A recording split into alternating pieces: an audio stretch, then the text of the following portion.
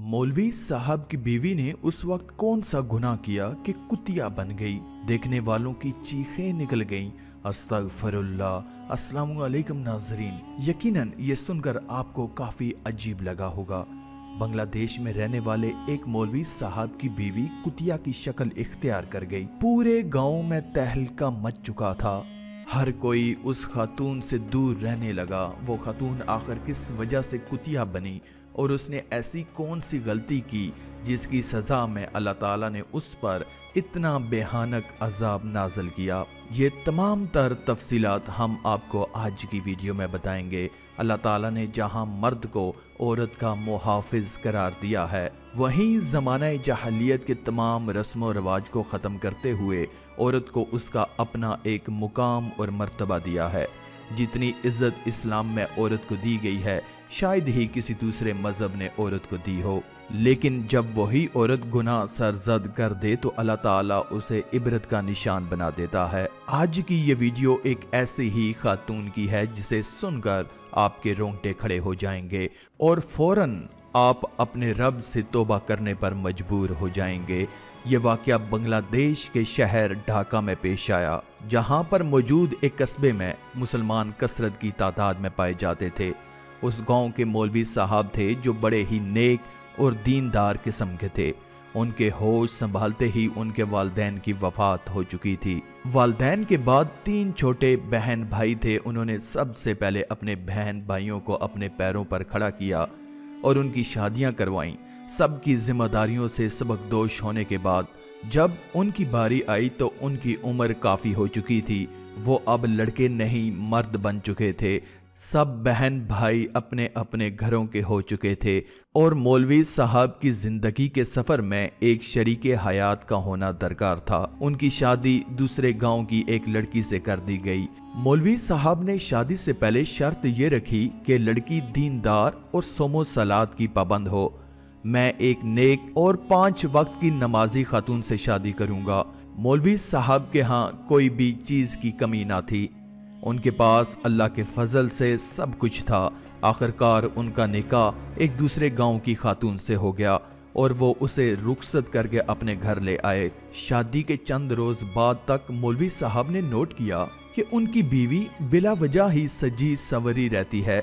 हर वक्त चेहरे पर मेकअप किए वो खुद को संवारने में ही लगी रहती है, जबकि घर का यूं ही बुरा हाल होता है। सारा सामान बिखरा पड़ा होता है, मगर वो वक्त पर काम ना किया करती थी, बल्कि मौलवी साहब के घर आने से पहले खुद को सजा सवार कर रखा करती थी।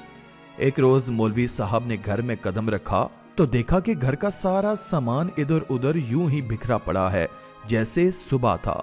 उन्होंने बीवी को एक नजर देखा जो अभी अभी कमरे से हशाश बशाश बाहर निकली थी। मौलवी साहब उससे कहने लगे कि तुम मेरे लिए सजना सवरना बंद कर दो। मैं सादगी का कायल हूँ, तुम मुझे सादगी में ही अच्छी लगती हो। उन्होंने इंतहाई नरम लहजे में अपनी बीवी से ये कहा था ताकि उसकी दिल आजारी ना हो और वह समझ भी जाए। अगले ही रोज जब वो घर आए तो उनकी बीवी एक बार फिर सज सवर कर बैठी थी। उन्होंने नोट किया कि उनकी बीवी बस दुनियावी कामों और आसाइशों पर ध्यान देती थी। आज तक उन्होंने अपनी बीवी को कभी भी कुरान मजीद की तिलावत करते हुए नहीं देखा था और ना ही वो कभी नमाज पढ़ते हुए दिखाई दी। मौलवी साहब इंतहाई नरम तबीयत के मालिक थे। बीवी से कहने लगे कि तुम इबादत भी किया करो, यही औरत का जेवर होता है और यही आखिरत में भी काम आएगा। मगर उनकी बीवी एक कान से सुनकर दूसरे कान से निकाल दिया करती। ये देखकर मौलवी साहब का दिल बहुत दुखी होता। उनकी बीवी हामला हुई तो उन्हें अपने होने वाले बच्चों की फिक्र सताने लगी। सोचने लगे कि माँ नेक और सोमो सलात की पाबंद हो तो औलाद भी वैसी ही होती है। वो तो अपने बच्चों को हाफिज़े कुरान और नेक बनाना चाहते थे, मगर उनकी बीवी का तो दूर दूर तक इन सब कामों से कोई वास्ता ना था। मौलवी साहब का मामूल था कि उस वक्त फजर के वक्त घर से चले जाया करते थे और फिर मगरब और इशा की नमाज पढ़कर आया करते थे। एक रोज उनकी तबीयत थोड़ी खराब हो गई। वो असर की नमाज के बाद घर चले आए ताकि थोड़ी देर आराम किया जाए। مسجد میں آنے والے بچوں کو دوسرے قاری صاحب پڑھا دیں گے۔ وہ یہی سوچتے ہوئے بوجھل قدموں کے ساتھ گھر کی جانب چلے آئے۔ جب گھر کے دروازے پر پہنچے تو گھر کا دروازہ کھلا ہوا تھا۔ انہیں یہ بات بڑی عجیب لگی۔ وہ تو خاص تاکید کر کے جاتے تھے کہ دروازے کو بند ہی رکھنا، مگر یہ کیسے کھل چکا تھا؟ خیر وہ ایک گہری سانس خارج کر کے گھر میں داخل ہوئے تو جو منظر انہیں دکھائی دیا وہ دیکھ کر ان کے پیروں کے نیچے سے زمین نکل چکی تھی۔ ان کی بیوی، جسے وہ انتہائی نیک اور با کردار سمجھتے تھے، وہ ان کے گھر میں گاؤں کے غیر لڑکے کے ساتھ موجود خوش گپیاں لگا رہی تھی۔ انہوں نے جب یہ منظر دیکھا تو وہ آگ بگولا ہو گئے۔ وہ لڑکا تو وہاں سے بھاگ نکلا، جبکہ مولوی صاحب اپنی بیوی کو کڑی نظروں سے دیکھنے لگے۔ ان کے دل پر شدید چوٹ لگی تھی۔ وہ بیوی کے پاس آئے اور زناٹے دار تھپڑ مار کر بولے، تم نے میری محبت کا یہ نتیجہ نکالا ہے؟ تم جیسی عورتیں تو جہنم کا ایندھن ہوا کرتی ہیں جو اپنے شوہر کی امانت میں خیانت کرتی ہیں۔ میں تو کسی صورت تم کو اپنی بیوی نہ بناتا اگر مجھے خبر ہوتی کہ تم اس کردار کی مالک ہو، اور یہ تم جیسی عورتیں تو کتیا سے بھی بدتر ہوتی ہیں جو اپنے شوہر کی وفادار نہیں ہوتی۔ مولوی صاحب اتنا کہہ کر واپس چلے گئے اور مسجد میں جا کر ورد میں مصروف ہو گئے۔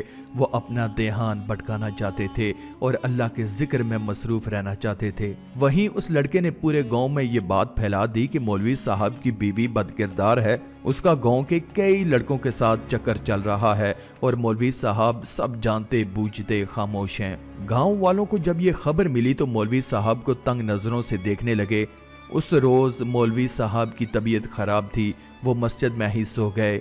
فجر کی نماز ادا کرنے کے بعد جب گھر پہنچے تو جو منظر دیکھا وہ دیکھ کر ان کی چیخ نکل گئی، کیونکہ ان کی بیوی کمرے میں کتیا بن چکی تھی۔ اس کا باقی دھڑ انسانوں جیسا تھا، مگر اس کا چہرہ اور جسم بالکل کسی کتیا جیسا تھا۔ یہ دیکھ کر تو مولوی صاحب کی آنکھیں پتھرا کر رہ گئیں۔ وہ فوراً کمرے سے باہر نکلے۔ ان کی بیوی جو کتیا بن چکی تھی ان کے آگے ہاتھ جوڑنے لگی۔ وہ کچھ خود بولنا چاہتی مگر سوائے کتیا کی مخصوص الفاظ کے اس کے حلق سے کچھ بھی نہیں نکل پا رہا تھا۔ یہ خبر پورے گاؤں میں جنگل کی آگ کی طرح پھیل گئی۔ جو بھی خبر سن رہا تھا وہ مولوی صاحب کے گھر آ کر یہ منظر دیکھ کر کانوں کو ہاتھ لگا رہا تھا۔ مولوی صاحب کی وہ بیوی چند گھنٹے ہی زندہ رہی اور پھر وہیں تڑپ تڑپ کر مر گئی۔ مولوی صاحب بے حد دکھی تھے اور خدا کے حضور اپنی بیوی کی مغفرت کے لیے دعا کرنے لگے۔ دھیرے دھیرے یہ خبر جنگل کی آگ کی طرح ہر طرف پھیلنے لگی۔ جو بھی یہ خبر سنتا، خاص کر خواتین، تو وہ کام کر رہ جاتی، ان کے رونگٹے کھڑے ہو جاتے۔ وہ یہی کہتی، خبردار جو اگر اپنے شوہر کی امانت میں خیانت کی، ورنہ تم لوگوں کا انجام بھی ویسا ہی ہوگا جیسے مولوی صاحب کی بیوی کا ہوا۔ ناظرین، حضرت ابو امامہ رضی اللہ تعالی عنہ سے روایت ہے کہ حضور اقدس صلی اللہ علیہ وآلہ وسلم نے ارشاد فرمایا، تقوی کے بعد مومن کے لیے نیک بیوی سے بہتر کوئی چیز نہیں کہ اگر وہ اسے حکم دے تو وہ اطاعت کرے، اور اگر اسے دیکھے تو خوش کر دے، اور اگر اس پر قسم کھا بیٹھے تو قسم سچی کر دے، اور کہیں چلا جائے تو اپنے نفس اور شوہر کے مال میں بھلائی کرے۔ اسی طرح حضرت عبداللہ بن عباس رضی اللہ تعالی عنہ سے روایت ہے کہ رسول اللہ صلی اللہ علیہ وآلہ وسلم نے ارشاد فرمایا، جسے 4 چیزیں ملیں اسے دنیا اور آخرت کی بھلائی ملی: شکر گزار دل، یاد خدا کرنے والی زبان، مصیبت پر صبر کرنے والا بدن، ایسی بیوی کہ اپنے نفس اور شوہر کے مال میں گناہ کی متلاشی، یعنی اس میں خیانت کرنے والی نہ ہو۔ اللہ تعالیٰ سے دعا ہے کہ وہ ہم سب کو 5 وقت کا نمازی بنا دے اور نیک عمل کرنے کی توفیق عطا فرمائے، آمین یا رب العالمین۔ آج کی اس ویڈیو میں تھا بس اتنا ہی۔ مزید اسلامی ویڈیوز حاصل کرنے کے لیے اللہ کی قدرت چینل کو سبسکرائب کر دیں اور ساتھ میں موجود بیل کے آئیکن کو دبا کر آل پر کلک کر دیں۔ شکریہ۔